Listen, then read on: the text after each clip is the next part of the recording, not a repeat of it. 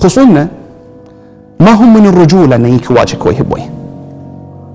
وأنا بقول لك منو أولهم؟ مرزوق الغانم، إنه المفروض أنه رئيس مجلس أمة اليوم. بس ما له علاقة. اصبر، اسمع علي، اسمع. إجراء حكومي. في هذا المجلس فخرا أنه رأس حربة في مواجهة رؤوس الفساد.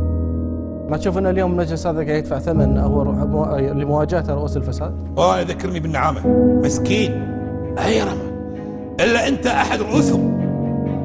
لا بس ما يجوز ستة، ما يجوز. وين رؤوسهم؟ بس بدون دليل. فساد مستسري. شوف المناقصات اللي قاعدة تصير بطريقة يعني بطريقة فجة.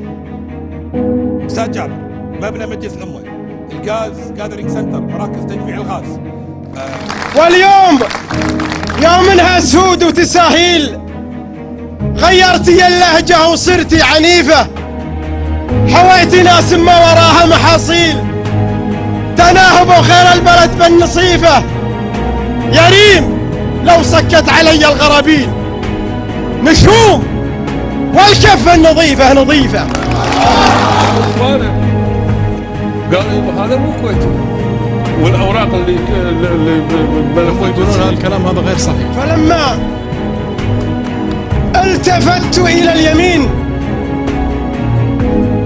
فاذا بسعد البرغش ينهض بجناح اليمين،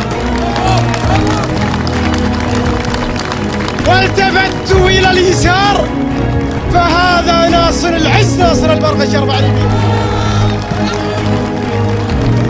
اخواني على العز قالوا يا عبد الله والله ما تنزل لك هامه، ليس لأسرتي أي ذنب في السحب.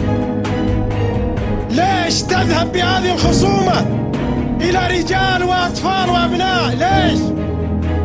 أنا أمامك من 2008